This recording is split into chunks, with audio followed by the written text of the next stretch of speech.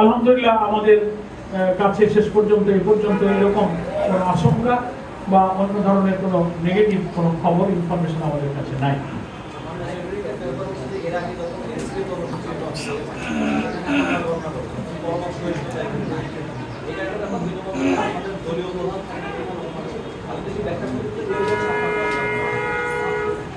ধন্যবাদ।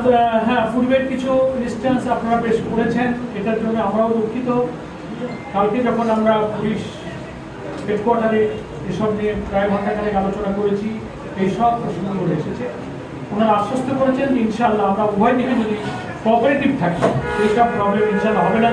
জনগণের মধ্যে গণতান্ত্রিক চেতনা, পরমাত্ম সহিষ্ণুতার চেতনা ইনশাআল্লাহ বেড়েছে। আমরা একেবারে আন্তরিক এবং ধৈর্যশীল থাকবো। সেকেন্ড হচ্ছে যে এই লং মার্চে 11 দলের প্রত্যেক শীর্ষ নেতা ইনশাআল্লাহ উপস্থিত থাকবেন। আমাদের জামাত ইসলামীর সম্মানিত আমির, বিরোধী দলের পার্লামেন্টের যিনি আমাদের leader doctor Shafiqur Rahman MP, তিনিই থাকবেন শীর্ষভাগে।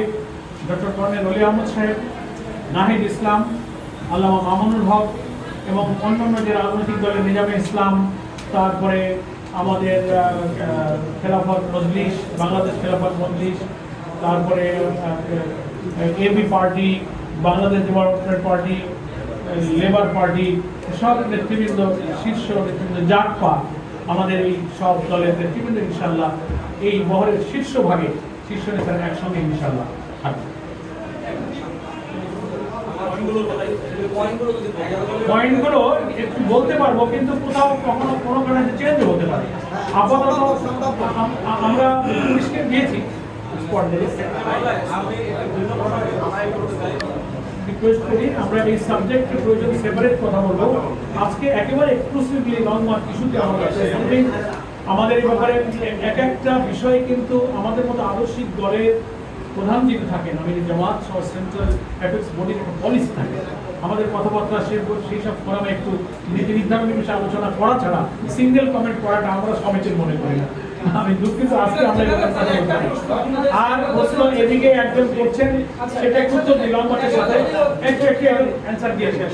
সে বলছে যে গণভোটে গণরায় কার্যকর করার জন্য হা ভোট জয়যুক্ত হলো, এখনো কেন লং মার্চ আপনাদের করতে হচ্ছে? প্রশ্ন, গুরুত্বপূর্ণ প্রশ্ন। কেন করতে হচ্ছে গণমাধ্যম কর্মীদের এটা জানা আছে। দুঃখজনক হলেও ক্ষমতাসীন বিএনপি সরকার তারা এই গণভোটকে অস্বীকার করছে। তারা এটাকে সংবিধান বিরোধী বলছে।